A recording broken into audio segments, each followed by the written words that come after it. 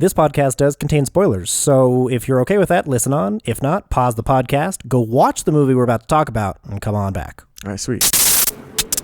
Excuse me. Brandon, over here. Hey. Pardon me. Why don't you have the popcorn? It's starting! Woo! Hey! Shut up. Shut up and listen to the podcast. Hey!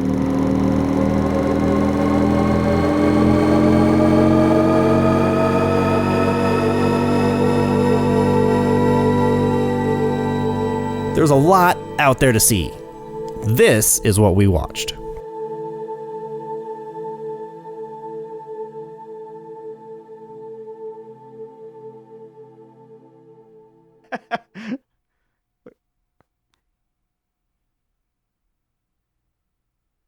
What's happening? It was kind of hard to do. Oh, there we go. Everybody is raising their hand. Is this what we watched? Oh, it is what we watched. Hey, Awesome. welcome in, everybody. Everyone. Well, I guess technically it's not what we watched. That's the royal what we watched. That's the, Everything is what we umbrella watched. company of Yes. what this is movie club. Yes, but it is Movie Club. We are doing the second week of June for Movie Club. A little bit of emergency pod, kind of, Woo. as I've mentioned many times. Everybody's busy and nobody likes me, so we are doing a last minute. We didn't talk about that we were gonna do this. We didn't mention the movie, but I personally think, which we'll get to that into it in a second, that I think this is like when I think of outdoor movies, this is like one of the first ones that comes to my mind. Gotcha. Into the Wild, 2007, Into the Wild, brought to you by Sean freaking Penn and Emile Hirsch. But yeah, this is like one of a very big, iconic. I don't know if it'd be a cult classic. I mean, I've heard of it over the years. This is my first viewing of it. I know. I imagine, but it that's didn't like make a it's lot hard. of It's one of those movies that you just like almost cannot hear. Like you've heard the name somewhere at some point. Yes, I know, right? It's got to be so much in pop culture in general. Yeah, it made like 56 mil in the box office. Granted, that possibly could be the more than the budget still. Interesting. Okay, because I mean the budget itself, like it's hard to tell, but like the fanciest things about it felt like it was the cinematography to me. Yeah, probably. Not supposedly. They said they did 4 trips to Alaska for all the seasons. Sick. I know, right? And then they did not shoot on the original bus, Magic Bus, out of like respect, I guess, for the family and all the people. So they just recreated the bus. Yeah, like the look of it, kind of, and yes, I think they just like built. I don't know if they built it in the wilderness somewhere else to like match it. Yeah. But yeah, I mean that would cost a couple bucks. But other than that, yeah, dude. I mean, just go to the junkyard. It's like, hey, there's a bus that kind of looks like it. It doesn't really need to hold. How much him do you for want? the winter. $10. Oh yeah, it cost $15 million for the budget. The budget was $15 million. Nice. I mean, But anyway, so we are talking.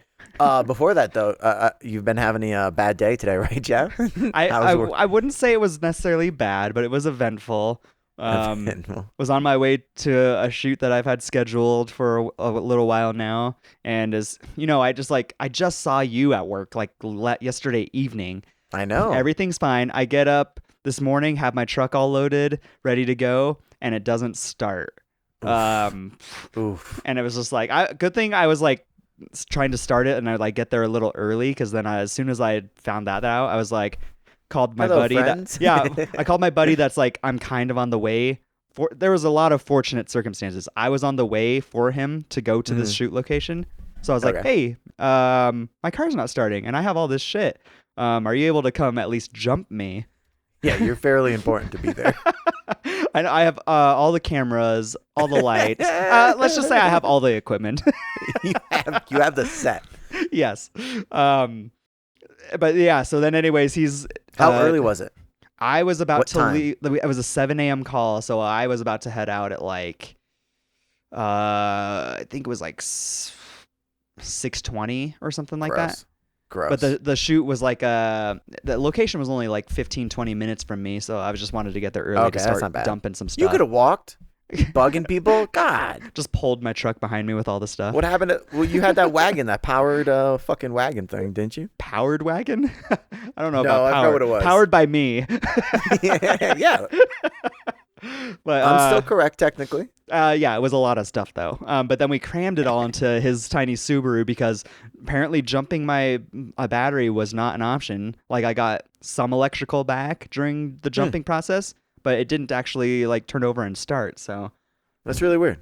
yeah, I don't know what's going that on, sucks. but I'm trying to get it in tomorrow. And Do you have an appointment and you've called the tow truck, or do Yep. you need? I basically you have everything scheduled. yes, I have the appointment and the tow truck scheduled to take me in and get it done as soon as possible. So Nice. Well, hopefully that works. Hopefully it's not a greater problem because we have to go camping in I know 10 Brandon's days or gonna have some to shit. drive me.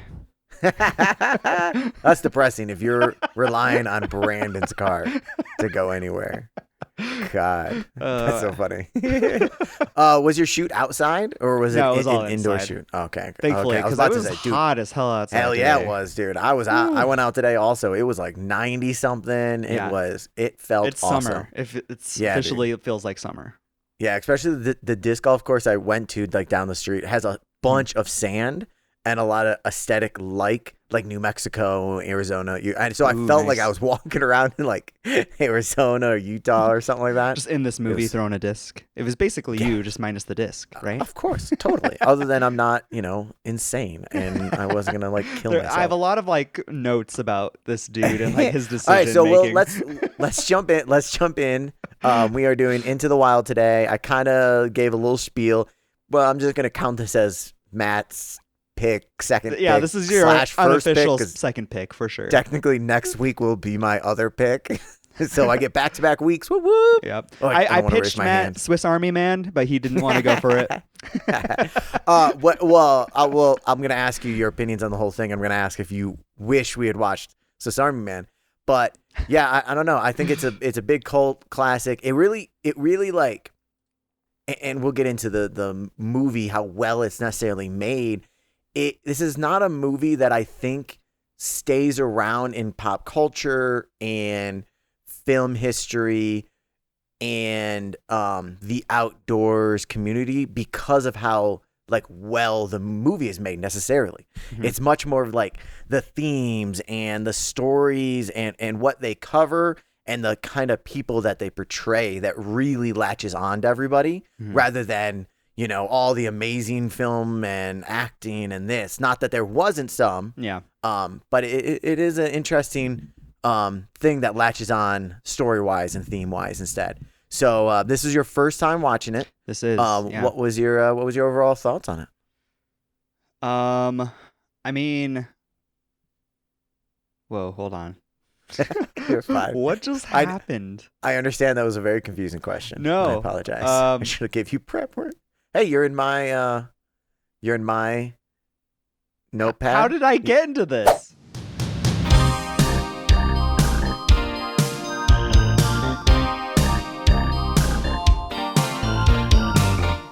But anyways, back to your original question you had for me. Who knows what was in from there? So Geoff, now that First you're out of my viewing. notes, what was your overall thoughts? Since Yeah. this is the first time you've seen it. No, it was a very interesting movie. Like, a lot of fun just to see all the outdoorsy stuff. Like, it very much was an outdoorsy movie with all these exterior locations and whatnot. That was a lot of fun to see. The cinematography stuck out to me a bit too for being like a 2007 or so. They did some interesting stuff with lensing as well as, I mean, even editing. There was some stuff we can get into about editing, which was fun. But it looks like they shot it all on film to me as well. The camera kind of felt home video-ish. Like a lot of for some stuff, yeah, and they pushed it a little further in some places than others, yeah. They had also felt very old school to me because I feel like we don't get as many, lack of a better term, long lens shots from like, you know, from far away, whether it's even if it's not zooms, we still like, I feel like we don't have your primary shot being long lenses anymore. We're just much more in everybody's faces, which there still was. There was still a lot of like close-ups and whatnot. Yeah. My whole computer and camera just hates everything. It keeps doing the flash. If it's not doing the flash, it's doing the flickering. I apologize, everybody. Whatever. But yeah, so it felt really old school to me with all the Matt. Oh my gosh. You're turning into Brandon, except it's just shutting off completely. My whole computer flickered. Well, that was interesting. I know, right? What was I talking about? We were talking about the long lenses, cinematography. You don't see that very often anymore. Yeah, so what would be some of the you said you're very interested in some of the styles that they did. Yeah, I mean, some of them were like they just did a bunch of different things. Like some of the stuff was like very obscure framing, where like in combination, let's say with one of the shots a long lens, there was one that he was kayaking down like the Colorado River, and it was like out of focus, but then you had some foreground of the water as well as background of the water, all in the same river, and you see this image of like something going up and down, and then as it moves, you start realizing it's him kayaking on the river. Yeah. Like a lot of obscure shots like that. I remember one with Ron where it was like the whole scene was in the dining room table where they were talking, and they're on like the left third of the frame the entire time, while the rest of it's just foreground elements.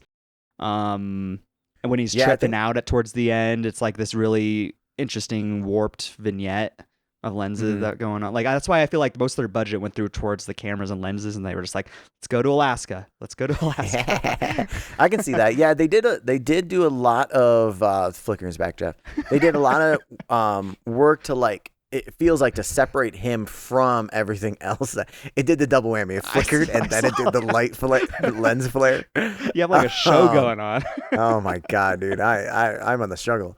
To separate him from like when he's in like regular society a lot. I'm trying to think one of the scenes where it's him, his sister, and his parents after graduation, and they kept shooting close-ups on the other three.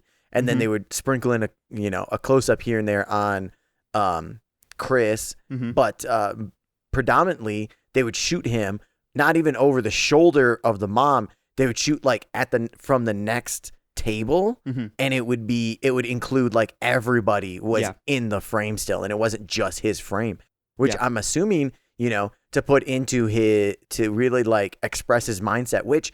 I think the camera work and the editing, they did a good job of really expressing his turmoil and the things that he is going through. And it was interesting. Mindset. And I mean, going into editing a bit more too, there was one scene that stuck out the most to me was when he went back to the city after Mexico, and it almost reminded me of Civil War in the sense of when like they would be playing it and it'd be skippy and then all of a sudden like freeze frame on a shot. It almost felt like it was taking pictures while he was roaming around and seeing like the slums. And felt like my computer. Yeah, like crazy shit was going on. Crazy editing you have going on your side. But yeah, it was cool. This film was nominated, didn't win, but it was nominated for 2 Oscars. Do you know what the 2 were, or you want to take a guess? Cinematography and editing. Editing and what was Ron? Best supporting actor. Ooh, yep. Dude, But I was just thinking that like there was that scene in the car when he asked to adopt him, and I was just like. That's why you saw my note. It said "poor Ron," and I put an emoji. I didn't even know his name was Ron. Also, they did not do a great job of like the names and stuff. I had subtitles going, so that's how I knew. That's good. I mean, I guess they said Ron said this. His real name is Hal Holbrook. He was nominated. He did die a couple years ago. I mean, he's a fantastic he's a fantastic actor. But that's a good way to roll into what did you think about, because I think we had a wide variety of acting. But what did you think of the acting overall? I mean, I thought the acting was fine. Nothing stuck out to me. Like he played generally what I would expect from like a young guy, like kid basically, like going out and doing all this stuff. Like it felt like in ways a little awkward sometimes, but I think that was appropriate for what feels like real life a bit too. Again, like because of my note that said poor Ron, like his acting did stick out to me more than anybody's. But it was also interesting seeing some of those other well-known actors, yes, that haven't like necessarily. This was a lot of them were early careers in this movie. Yeah, I think Vince Vaughn's one who I think he was fairly established by this time. So. Mm-hmm. Yeah, because like Wedding Crashers was probably around 05. Yeah, and then like Dodgeball and all that stuff too. Yep. So I thought he did a pretty good job also. I really liked him in a serious role too. Yes, that is very true.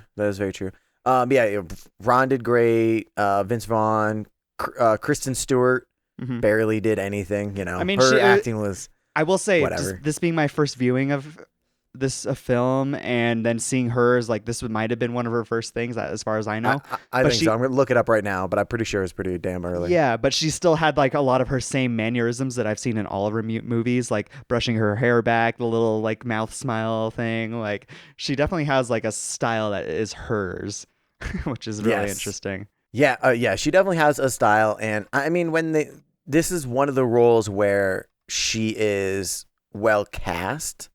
Wow, she did a lot of stuff. Not a ton of big stuff. Maybe Panic Room would be Zathura. Yeah, that one. Space Adventure. Ooh. She did that one in 05. Interesting. And then this one. Okay. And then Jumper is pretty big in 08. And then 08 was Twilight also. I didn't even know she was in Jumper. When she... I know, me neither. When she... IMDb told me, so maybe they're liars. Must be true. They know how much I trust them. She got cast into her role. Like, it was good casting, so I thought the acting worked and everything that. There's her sister, Chris's sister, not Kristen's sister. Yeah. I was like, what? Amelia, yeah. She was in Hunger Games. Yes, and also more recently that we saw was in Love Lies Bleeding. She was James Franco's wife. She was that sister. No way. Oh my God. I did not recognize her. Yep. She's back in it. Because from Hunger Games, I remember her character from the Hunger Games. Yeah. And her voice was like so ingrained in my head that every time I heard her voice in this movie, I was like, it's the Hunger Games girl. Oh, yeah. I didn't watch a ton of Hunger Games. She was kind of crazy in that movie. I obviously knew her from Love Lies Bleeding. There's another sighting of a random actress. I don't know if you recognize it because you're watching New Girl right now. Oh, you just finished New Girl. Uh-huh. So there is a very small part for Schmidt's college girlfriend that then he's dating while Cece's getting married. I remember her, but I don't remember who she was in this movie.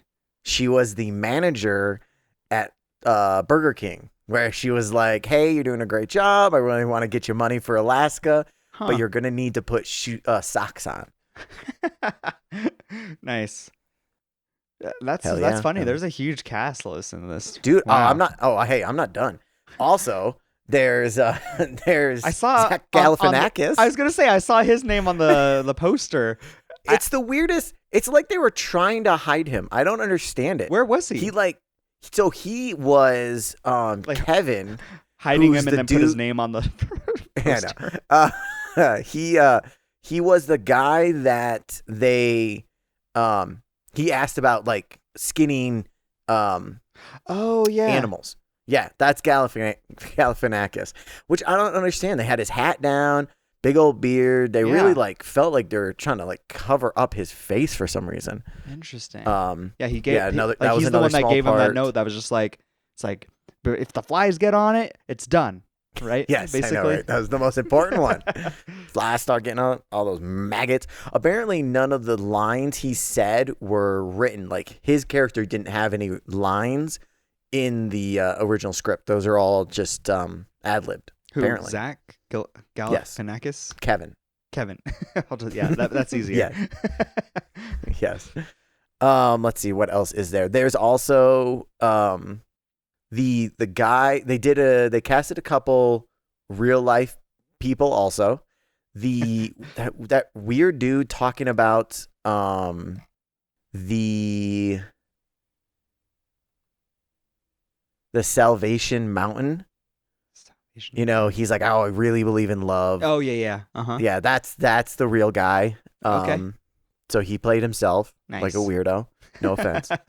I like the guy was like, I forgot. They asked him where'd you get the telephone poles? And then he just started talking about love, and it was like, Yeah. I hope that answered your question. Like, no. I would love the What are you idea of them just going in there talking like a documentary. They're just like, hey, we're shooting this film. We'd love if like we could use this space. You're welcome to talk about it and show us some stuff. And then just the actors kind of just start talking. Like, because I've been in some situations where the like hired actors will just like kind of go into these like scenes that we're trying to create.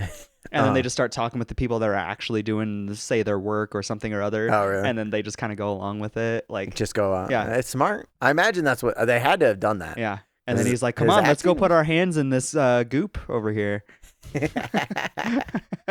Thank God the cameras are rolling and they had microphones and they had everything ready. Let's see what else. Also, the dude at the very beginning, his name is Jim Galeon, the guy who gave Chris the rubber boots when they got out of the truck. The mudders. That is 100%. That's the guy who actually dropped off Chris. His full name is what? What was it? I don't think I. Chris McCandless. Chris McCandless. Yeah. Yeah, Chris McCandless. He's the real guy who dropped off Chris McCandless at that spot. So he played Interesting. himself also. Interesting. And then the last one I got is the Rainey and Jan. What'd you think about their acting? They were the hippie couple in that were traveling around and stuff. Yeah, I mean, I've always the few things I've seen the actress that played Jan in, like I remember her from 40-Year-Old Virgin and stuff like that too. I've always thought she's done a solid job. I don't know. She is fantastic. Yeah. Did you recognize the other guy? No, I didn't recognize him. What's he from? You did not, because he is he played himself. He was originally hired as a technical consultant for the whitewater rafting scenes. And Emile Hirsch suggested him for the role. So they hired him. They casted him as Rainey after the fact when he showed up for the whitewater rafting, and they just liked him, I guess. I don't know. So does that mean they shot the pretty damn good job? Does that mean they shot the whitewater rafting first, and then Emile was just like, "Hey, we gotta make this guy a character." That's what it sounds like. And of course they shot the whitewater rafting first, because time doesn't work the other way around. So it would be insane to me. Oh, am I getting the timeline mixed up? No, I mean, if he was there for the whitewater rafting and then they cast him, yes, they definitely shot the whitewater rafting first, then the other stuff. Sure. Okay. Guys, I don't know who this guy is. I have a feeling he's going to help us out in the future, but I'm going to just show him up. He's showing up to act anyways. We'll figure it out later. He doesn't even need to act. He just needs to talk to me. For real. I mean, that's what it seemed. A lot of the dialogue was pretty good to me. Felt natural. I believe. Yeah, it felt pretty natural. Every once in a while, there were some like obvious movie lines, I feel like, but it wasn't awful. It felt natural. It felt a little like real, which really rolls into the the cinematography and the story was a very real story. I'm sure it was played up for the movies. I don't know necessarily. I don't know the entire story. As far as I know, it more or less was pretty damn what they portrayed it. But I like the style, and I like the whole realism that the whole movie put together. No, totally. Because I mean, even in you saying that, there's a scene that I remember pretty vividly was again when he gets back from Mexico and is in the city and talking to that person. I forget what the facility was, but he was like almost going to stay the night there and get a bed and stuff like that. But when he's talking to her, there's like a random thump that happens in the back. She turns her head, and then someone's just like, "I'm good." Yes. Like, I wonder if that was like, what's going on back there. The first thought, it was like that felt Yeah. very natural and real. And in my head, I was just like, I wonder if that was planned or not. Like, it just felt really real. It would be. I mean, and based off of Zach Galifianakis, all of his lines being ad-libbed, I could totally see, and that just be the whole vibe. It would make sense because, I mean, that checks out with Galifianakis making his shit up, the one weird love dude who was playing himself. I'm sure that was just a normal the love dude, quote unquote normal conversation. Can you imagine us going there and then having that conversation with the guy? I'm like, God, I want to leave. Yeah. Please leave me alone, sir. Please don't show up to my campsite tonight. I will flip out. Yeah, like I feel like Kristen Stewart's like reactions were like almost. I really kind of want to believe that was like just like they threw them in there and were just rolling because she like kept looking at. She was like just looking at Emile, and then he'd say something, and then she just like kind of laugh and look off to the side, and just like it felt very real. She's a fantastic actress. You don't know. You don't know. Only from Twilight. It was a very slow story style, and pacing was fucking slow, especially for 2.5 hours. Holy shit. Yeah.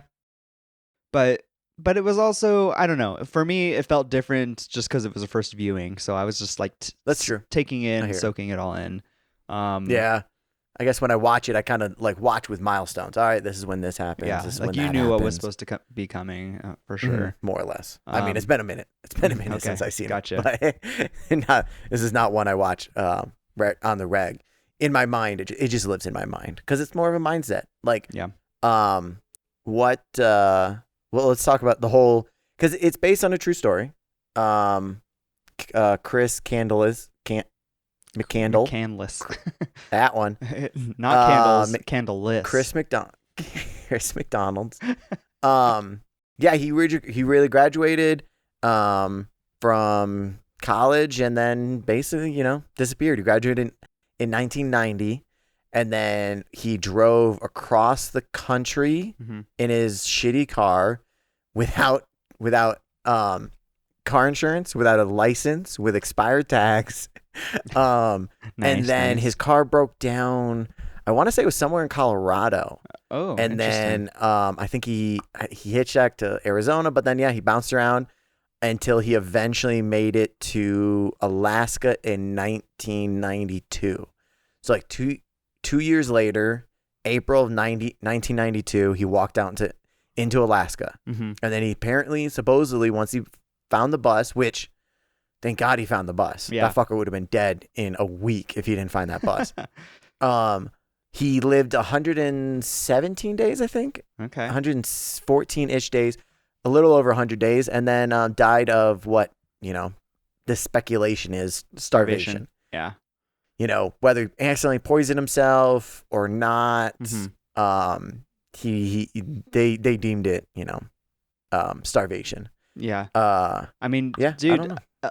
This is based on my recent experience of going to Alaska, but it's like fucking no joke being out there in those forests. Dude. Like the mosquitoes are fucking relentless out there. Not a lot of people really talk about the mosquitoes, dude, but they're insane.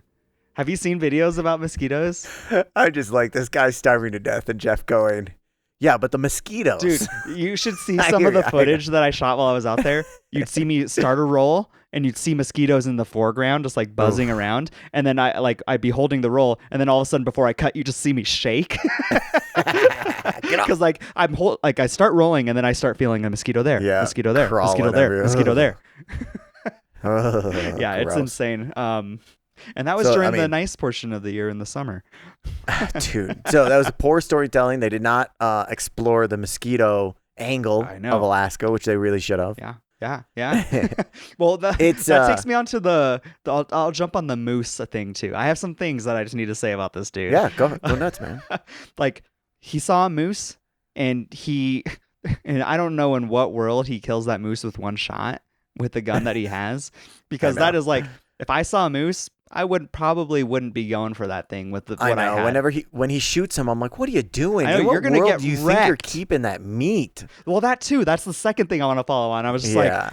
how are you gonna handle this? Like, you should have gotten the deer, if anything, from earlier. Yes, 100%. Why'd you let the it was very. It was odd that he shot the moose, Yeah. but again, that's a real thing. That's in his, because he was taking journals, Right, all while those he was little out there. entries. He was taking multiple journals, and he took his camera and he was took a lot of photos too. Okay. Like in the movie, they show the photo of him sitting in front of his bus, which is really him. It looks a lot like Emile Hirsch. But there's one, and then I think there's the last photo of him before he died was, it was like a Polaroid of him holding a note, waving, and it was like, I've lived a happy life, blah blah blah. Yeah, I'm gonna die, crap like that. It's very interesting that this story takes a lot of people emotionally. It holds a lot of.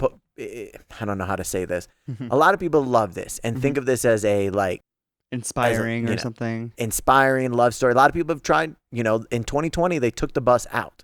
They helicoptered that bus out of where it was because too many people were trying to hike out there and dying, or having to be rescued. Yeah. Or because this is the other side of he's kind of a little bit. Some people don't love him. A lot of Alaskans I read think he was kind of stupid and foolish and disrespectful. Just walk out into you weren't prepared. And as I'm watching it this time, I really was leaning on the side that this is less of. It is very outdoorsy. They do a lot of stuff outdoors. It is Alaska. They talk about how great it is out here, and I love that side.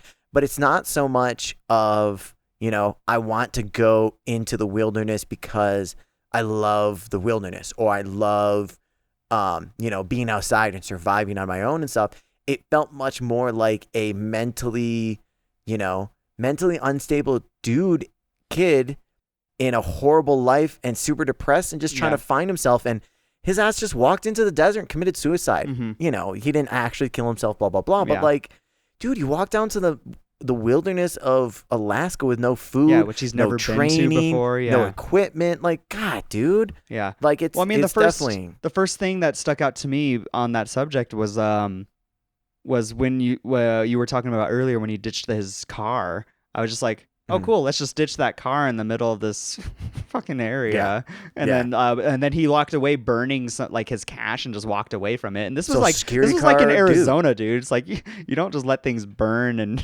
walk away from it. Yes, I know. Yeah, that also. We're from Colorado. We have fire's a sensitive subject. I know we do. Wait, nowadays we can. Nowadays it's we're we are in moderate fire restrictions we can go ape shit right now. He burned his ID, his cash, his Social Security card.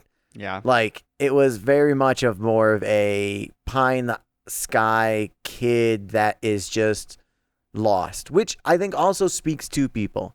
It might, I don't know if it necessarily gives a good message to those kids that are absolutely lost in, abusive homes and watching parents do horrible things and just wanting to escape. He didn't do it the best way, but it was a fun.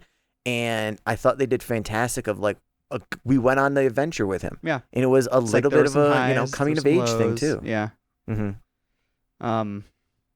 Yeah, no, I agree. And there's a handful of movies like that can go either way these days. There are where you you just literally said, you're along for the ride. And you don't know, it's not like your typical storyline structures a lot of times too. Maybe it is in some ways, but it's a little more hidden because it's just point A to point B, and we're along the way with whatever zigzags and things that go along with that. It's harder to anticipate what's going to happen. Which is sometimes it's fun, sometimes it's a little tedious. Just depends on the movie. This one felt fine to me though. It kept me intrigued. Maybe that's because I do enjoy the outdoors and I have been enjoying traveling over the last 5 or 6 years or so, quite a bit. It's when he went to like the different beaches in the Pacific Northwest. Yes. I was just like, oh, that looks like Oregon and like Northern California. Like that's fucking awesome. Then going through Arizona, Colorado, like Utah looking stuff. Like it was a lot of fun. Colorado. Yeah. Oh my God. I mean, this one it did a good job with the landscaping. Mm-hmm. Again, like we said before. I mean, wow, they made so impressive. They made these gorgeous outdoors look gorgeous, which crazy. But there was a lot like there was sorry. They shot. Here are the thing, filming locations. Ooh. Oh my God, there is a butt ton. I'm sure they actually went to all these places. Holy crap. They weren't really into green screen. That green screen wasn't that big yet. Oregon and Alaska, their Grand Canyon National Park. Oh, sick. Cheyenne Studios, Vegas, Nevada, California, Arizona. I'm not reading all these. Lake Mead, Hot Springs, South Dakota, bunch in South Dakota, bunch in they went to Mexico. Oh my God, I'm not reading all these. But so the one that I got excited about is one of the places that they shot is Astoria, Oregon, which I have been to, and it's absolutely gorgeous. Yeah, nice. I wonder where they shot in there in Astoria. It's right on the edge. It had to have been the area when they're like I was with Jan and Rainey, I think, and they were on the beach, because that's what looked very Oregon to me. Yes, you know what? I think so, because Astoria is very super far northwest in the corner, and you can like cross over into Washington at the bridge. So there's a big a lot of water around there too. And then there's I think there was a state national park maybe, or state park on the other side of the bridge. So it's really close to water and those big gorgeous trees. That was gorgeous. Yeah. I mean, God, this was so even outside of like the the home video style, a little shaky, a little interesting, different stuff. They also had great wide landscape shots. It was that were gorgeous.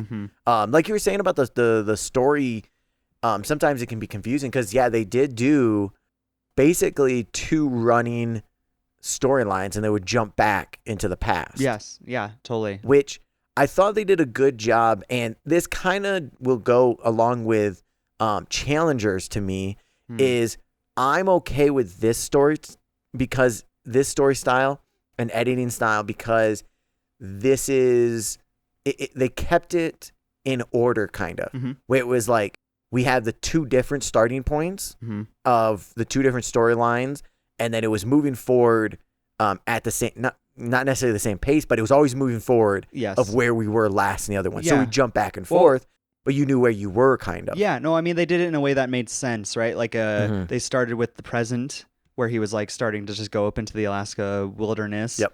And then they did a flashback, and then that's when that second timeline started. The flashback just continued forward, and we kept seeing more of his past leading up to that certain point, which was a lot of fun because they did it in a really cool way with like up to the details with where his belt came from, that it was all like had all the imprints on it and like his story. And then by the time he made that belt, we knew about his entire story right before he got to Alaska.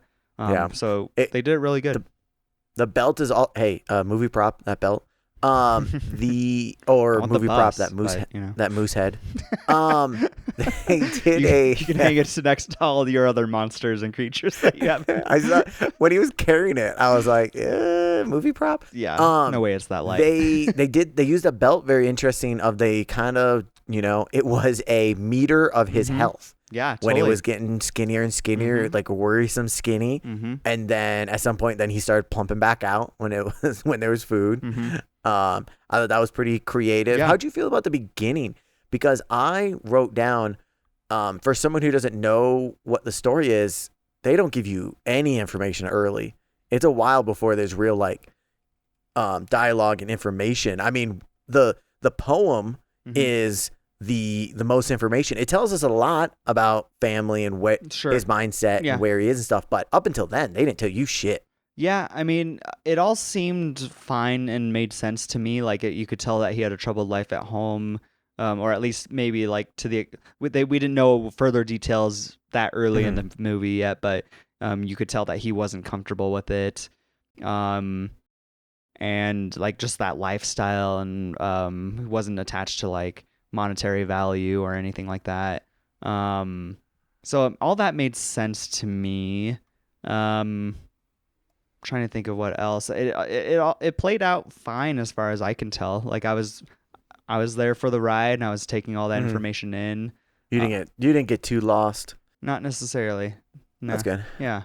This is definitely a movie that if you like poetry, there's a shit ton of poetry and like literature, right? Just quotes and whatnot. Oh yeah. I mean, he starts off with like very dived into like the rhetoric of like all these famous people that I don't know if all of them are considered poets, but like they have like very well known like quotes in the world. Mm-hmm. Yep. Like I've heard of plenty. I don't know who did which one. I'd have to look it up real quick, but you know, I've heard of them. I believe you. That's enough for me. I'm okay with that. I believe in you. Let's see. How'd you feel about the sister narrating? I thought it was fine. But then she kind of just trailed off like halfway through. Mm-hmm. Like she all of a sudden disappeared, and she wasn't the narrator anymore until like the very end. She did. I thought her skipped out for a bit. Yeah, I thought her character was gonna have more influence at some point or another. Like I thought she was gonna come. Like I thought he was gonna come back home at some point. Maybe I didn't know this story prior to either. About McCandless. Yep. So I thought maybe something was gonna happen. She was gonna get more screen time, but it was literally just like you see her. Like as the movie progressed from the very beginning, you saw and heard less of her as time went on.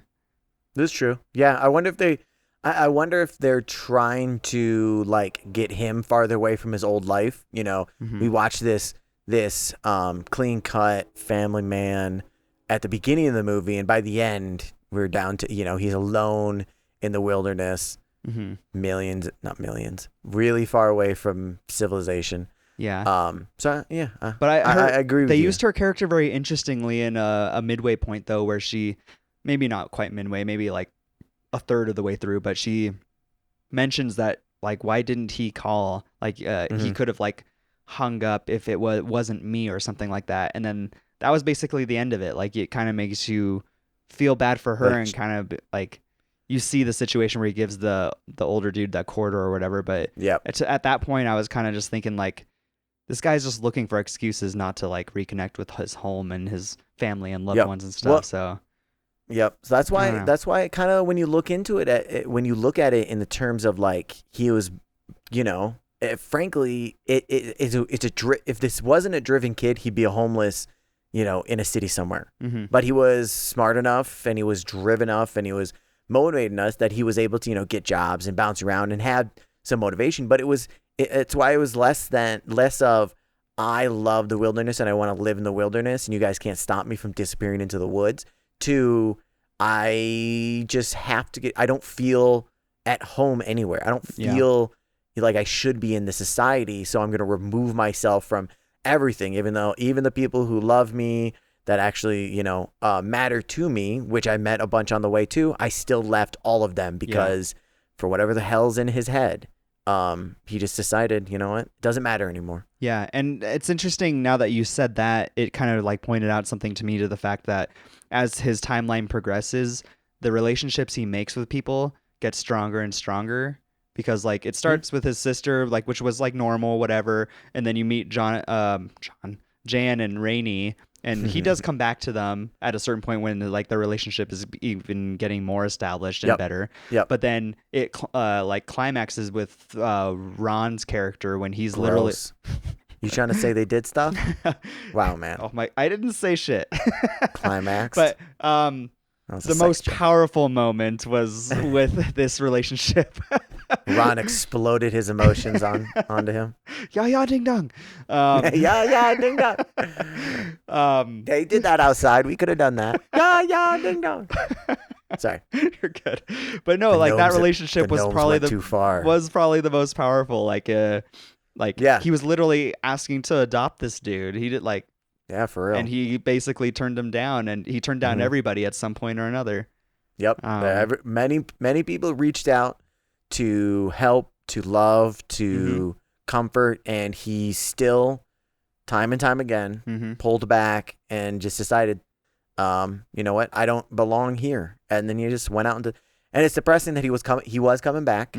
And even more depressing, apparently I read this, because he didn't have maps, again, didn't go out there with maps. He didn't go out there with anything. He was making his own.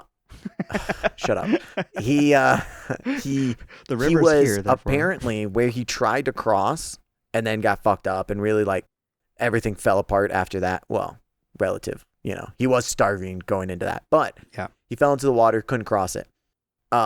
Apparently half a mile away from there, I think downstream, there was like a man-powered cable car that you could cross, that you could use to cross. But he didn't know about it because he was not prepared. So he fell into the river and then went back and died in his fucking bus. Yeah.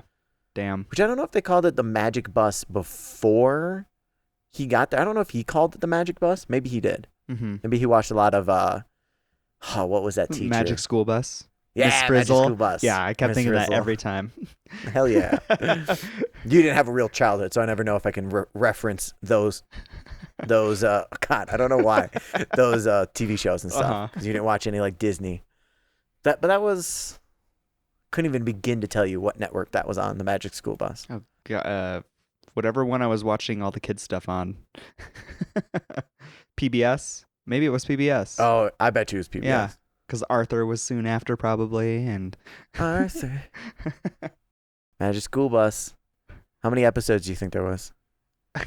Oh man, there had to have been, I want to say like, oh God, maybe like 50. Oh, Geoff, 52. Nice. Oh wow, okay. Was I was originally fantastic. gonna say 100, and I was like, no. Now that I'm thinking about it, then I was like, 80? No, 60? Probably closer to 50. I mean, you are so much closer than I would have guessed. Franklin, Arthur. All right. Anyway, sorry. That's Magic School Bus. Where were we? Let's see. Do you have anything else? I mean, I have more things. Like, I just have notes of being like, this kid was kind of just not, he was not respectful of a lot of things. Like one thing, so as you know, I've been doing like some agriculture video work for like the last like 3-4 years or something. And when, it was a small scene, probably no one else thinks about this but me, but when he was bathing in the pivot sprinkler system, I was just like, you fucked up some crops. I was like, ooh, showering in the pivot like sprinkler system. Yeah, dude. Like, I don't think farmers will be too Central happy with pivot. that. That water's for the crops. Yeah, for real. Absolutely. And then he's putting you're getting chemicals soap and into shit it. on my freaking crops. Get out of here, man. Yeah. Yeah. Central pivot sprinkler system. And then he's also causing like massive erosion when he kicks those boulders down into the river. He's changing the structure of that river, which could have massive effects of like the ecosystems down the way. And that goes back to, hey, he was not an outdoors, he's not 127 hours where he like generally is, he knows all the shit, he's smart, all this crap. It's much more of, you know what? Fuck everything. I'm gone. It's like, I'm this out. is just about me now. Yeah. I wish I could live on the train. That'd be sweet. I really want to do that on the train. And then poke your head out and get smashed. And get the shit beat out of me. That dude is scary. I literally thought to myself, like, that made me jump. I did not expect that. Yeah, me neither. And everything was going fairly chill. I just like wrote down. I was like, oh shit, that's what happens if you jump on a train. Okay. Have you ever tried to pace a train? To what? A train?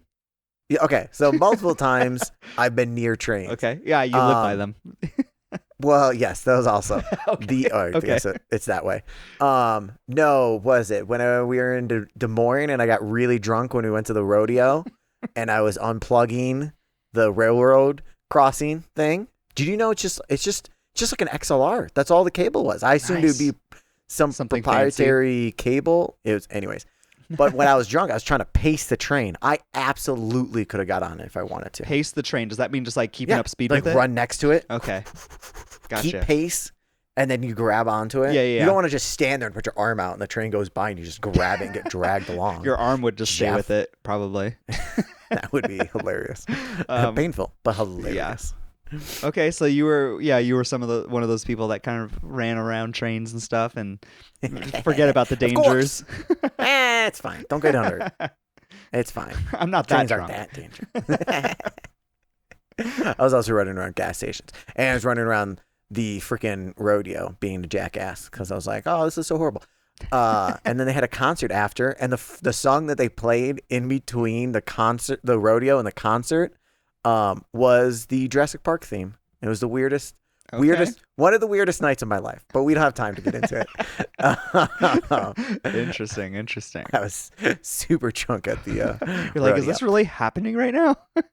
Dude, I was, because especially I was talking about, I think I skipped going to the movie theater to see Jurassic Park to go to it because they all want to do it and go, and I was like, fine, whatever, I'll hang out with them. Yeah. But then it was a lot. Been there. Let's see. I definitely had something else. I don't like. Do you think?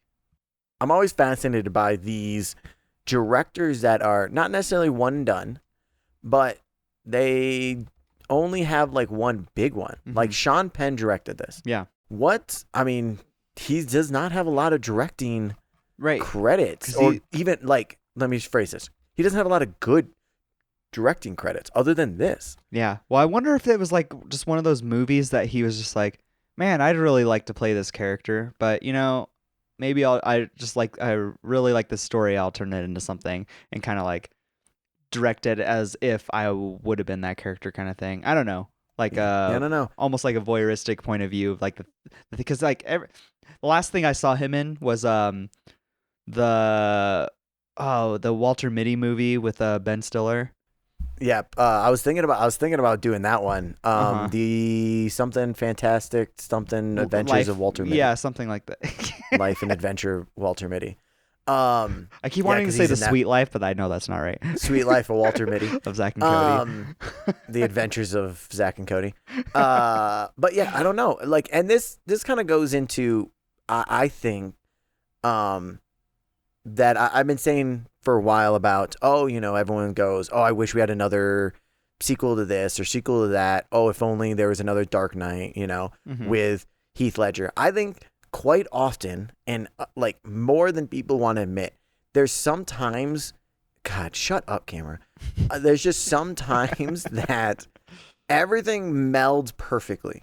And it's just like, you catch this person in a good mood, and you have a correct mindset here, you get the right people all together, and it's just kind of like a flash in the pan. And it's a one-time thing that, you're not going to be able to recapture this magic of the set that we had of, the summer of 2006 when we shot this, and it's really because, dude, he's got the Indian Runner. He's got The Last Face, Flag Day, Superpower. Nothing has above, other than his music videos, I don't think anything has above a 6. Oh, wait, no, sorry. The Pledge is at 6.5, 6.8. Yeah. I thought Daddy-O said dildo. I was like, what is this movie? Let me look this one up. Yeah, I mean, because I take it you're looking at all those directing things. Yeah, just I as just looked directing. at his general list at the moment. I know. Another, you said it would be, maybe it's something that he wanted to do. Yeah. Like act himself. Apparently, 2 things. One, he waited, I guess, like 10 years before he made this movie. Before he originally wanted to start making it. When he was originally thinking about it, he was thinking about some people. Ooh. Originally, so Sean Penn once envisioned Leonardo DiCaprio to play Chris and Marlon Brando to play Ron. So that's how long ago he was thinking about it. Exactly, right? Interesting. Exactly.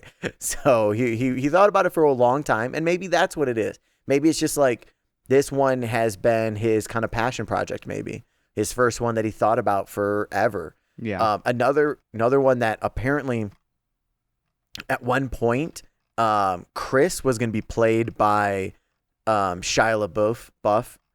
whatever, how do you pronounce his stupid ass name? I think that would have been amazing. Like, not that I want to replace Emile Hirsch, but I love Shia, and I think he could have knocked it out of the park also, and that would have been a very interesting version to see. Was he in the? I think it much. Was he the right age for that too? Like, what year did the first Transformers come out? Because The first Transformers. God, how old Why am would I? I just tell you? 2007. So yes, he was born in 86. Okay. And Hirsch was born in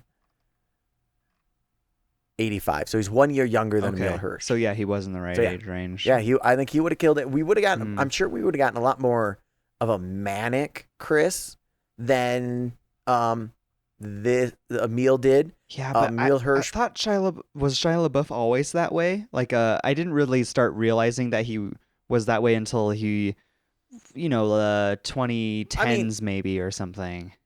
I imagine, I don't think he came out the womb like manic, but things build and build and build. But I think Emile has the sweet side. He's the very somber style. Yes.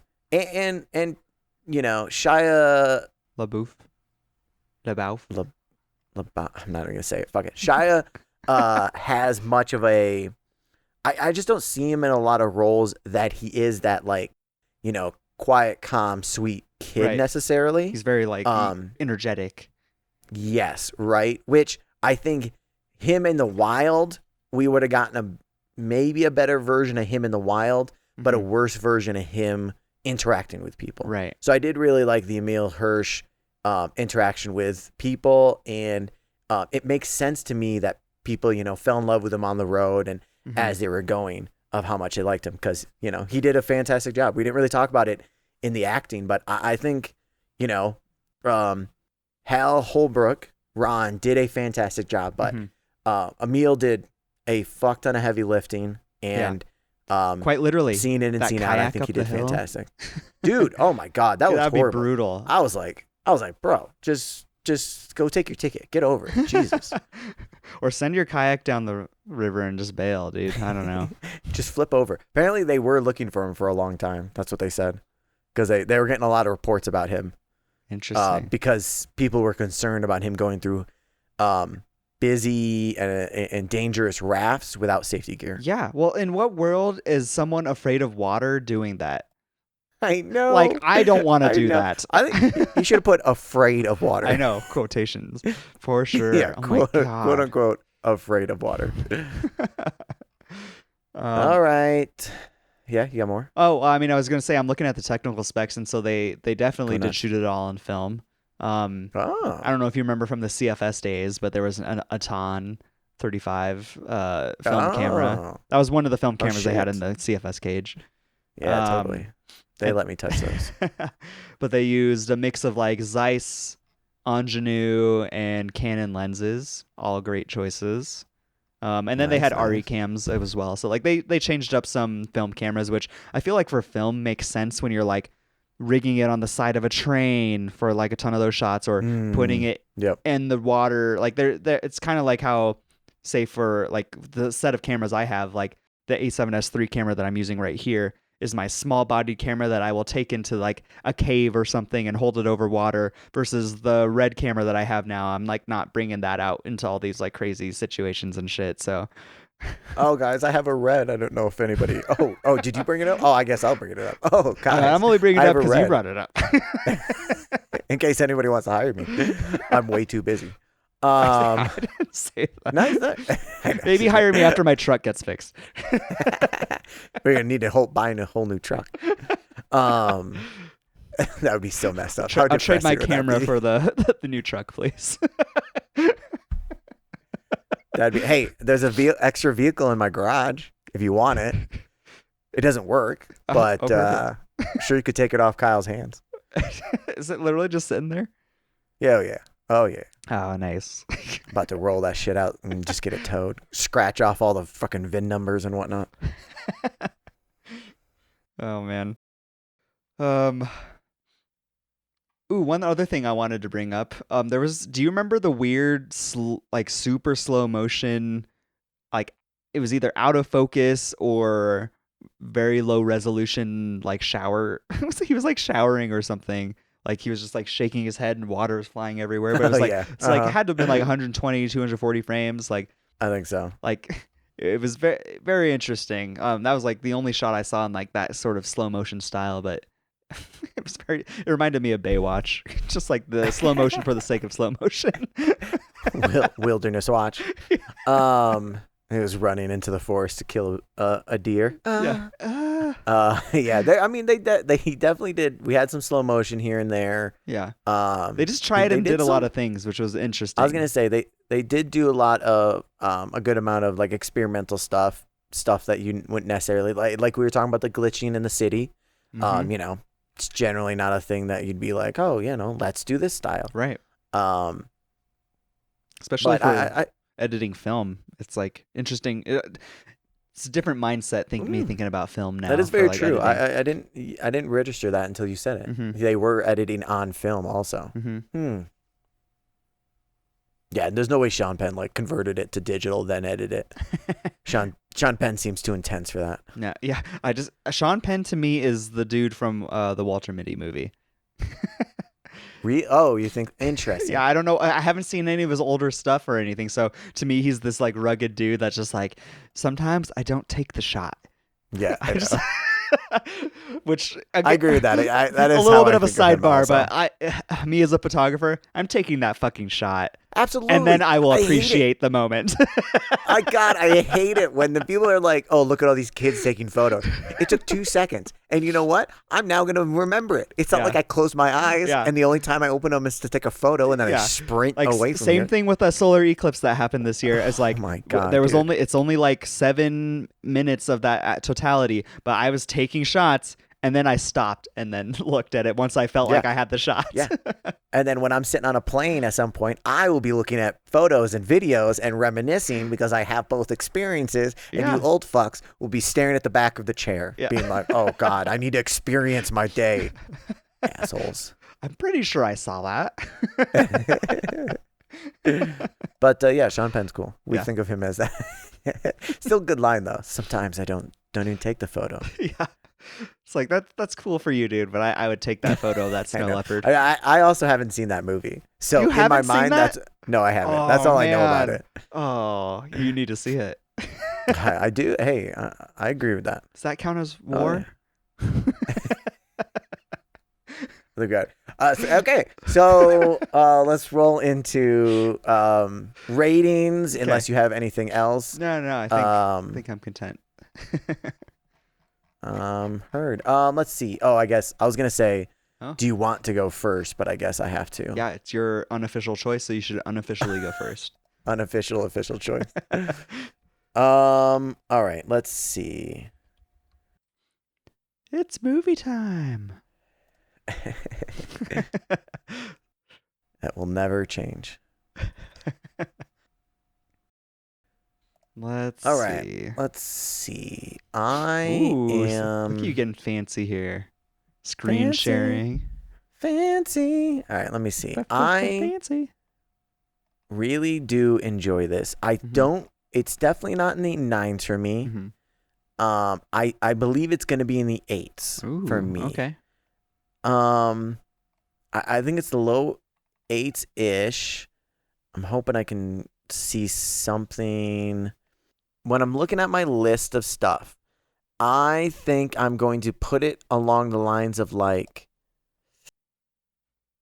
The Nice Guys, Past Lives, The Holdovers. I think it is. So I think I'm going to go 8 flat. Okay. Yeah. I really, really like this. I mean, I think about this multiple times. It's in pop culture. I think they did a pretty damn good job. I think some like small writing stuff felt a little cheesy to me, like, some dialogues and some scenes here and there. I think, you know what? 8.25. 8.25. Okay.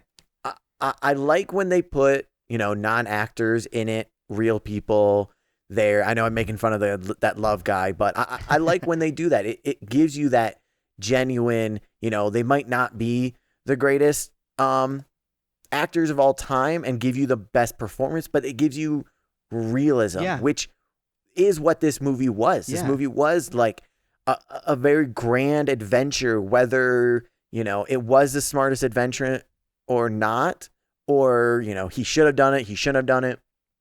We also, we have debates on whether the ultimate thing that Chris McCandless should have done or shouldn't have done.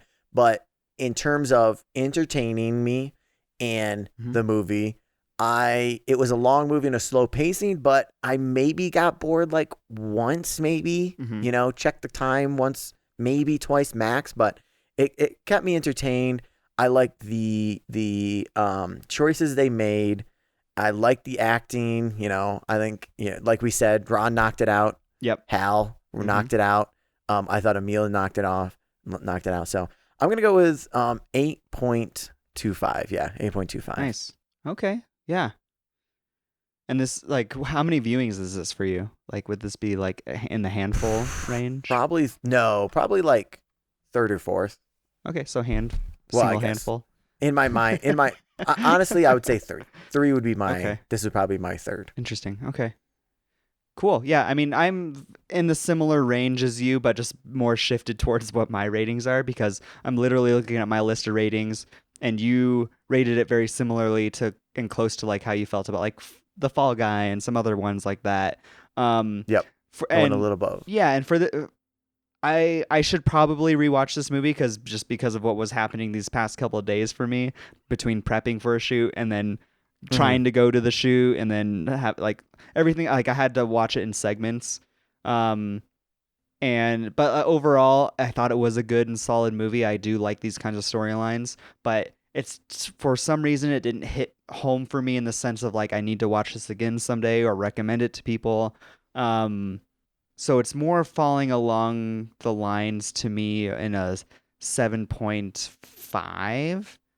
Okay. Because I can see that. I did think it was solid. I did enjoy it, but I'm not like coming out of it like I do say like for me mostly Christopher Nolan movies and being just like, wow, that was like really fun and exciting. Or most Christopher Nolan movies are above 8.25. Also, I feel like. Actually, I don't know. Anyways. Yeah, I mean that's just the kind of dramatic storytelling I enjoy. This one's a slightly different style, but I did enjoy it in the same tier as like say movies like Talk to Me. I thought it was pretty well done. For me, Talk to Me was a 7.5. I thought it was solid, but I'm also not like racing back to be like, oh, when is it getting released on streaming so I can watch it again? I'll watch it again at some point, but I'm not rushing to it. But yeah, solid movie. I enjoyed it. And also, I get nostalgia. Since this is the first time you watched it, I watched it, I don't know, 10 years ago probably. And not that you're not outdoorsy, but like, let's be honest, this is my jam, and also we said the adventure, road trip movie. Yeah. That's another thing that I love. Is like, I love those adventure, start at A and end up halfway across the freaking country, completely different people, that's definitely ideally my shit. Yeah. So would you ever do something like this to his extent? Not to his extent. Okay. I'm not insane. I keep my money absolutely in things. I could absolutely go live on the road for 2 weeks and like I could probably do a month and then come home. Yeah. Maybe 2 months, but yeah. Not to the extreme of going to Alaska. I'm not that guy. I want to play some disc golf while I'm going. I want to do some. Yeah. I want to see a movie while I'm out and about. Sure. Swing through a town to see a movie. Fair enough. All right. Well, that is Into the Wild. Yep. Bonus movie club. Bonus movie club. Next week, we have Castaway, which I am very excited. You've seen Castaway, right, Geoff? I have, yeah. It's been years at this point, but I used to watch it pretty consistently when I was younger. Brandon has never seen it, so tune back in next week to hear Brandon's Opinions, first time watching Castaway. I'm sure we'll talk about it a long time. I mean, that's just it's technically my pick. That is just a this whole aesthetic. Tom Hanks freaking flex for entire movie. Oh sure, yeah. Freaking, you want to fall in love with an inanimate object? Yeah, best supporting actor, Wilson. Yes. Oh my God, he would have definitely beat Hal Brooks. Last week we did the other movie. Oh, Hunt for the Wilder People. Yep. Right now is Into the Wild. Next week is 127. Nope. Next week is Castaway. The following week, roughly somewhere, will be 127 hours. Those will be the 4 movies that we do for this month's movie club outdoors. Check it out. I do have a request actually for everybody. If anybody is kind of like watching the movies as we go, when I watched this one, and Geoff, have you seen 127 hours? I have not. So when I was watching this one, some of the editing and some of the camera work kind of honestly gave me the 127-hour vibe. So I think 127 hours like took some inspiration and camera style, editing style. Not exact by any means, but did you mean Into the Wild vibe? Yes. Okay. Sorry. You said 127 hour vibe. Okay. Yeah. Sorry. So when you're watching it, and if everyone else is watching it, maybe keep that in mind and see if I'm crazy, and it'll be exciting to see if I am correct and if there is some. Because one of the things that everybody loves for isolation is, hey, let's get a shot in the air of a airplane flying overhead. That shows isolation. You're going to see that in 127 hours also. Interesting. Sweet. Check out Thursday episodes. We talked about the new ones that are coming out, Fall Guy, Furiosa, Challengers, Kingdom of the Planet of the Apes, Fall Guys. We've talked about all of those. Go back, check those episodes out. Brandon, Luke, and Shitty Matt, no, I'm joking. Secondary Matt, are all talking about Fallout, the TV show. Nice. So if anybody likes the TV show or the games or the games. I haven't seen any of those things, so someone tell me. So check that out. It's going to be another series like the Last of Us series that we did, where we watched the show and then talked about each episode each week. So definitely make sure you come check that out. We got games coming. We got YouTube. We got Instagram. We got Facebook. We got hella shit for everybody. Nice. Pardon my fucking French. You got anything else on the way out, Geoff? No. Okay, sweet. Thanks for everybody tuning in, and enjoy the movies. Bye.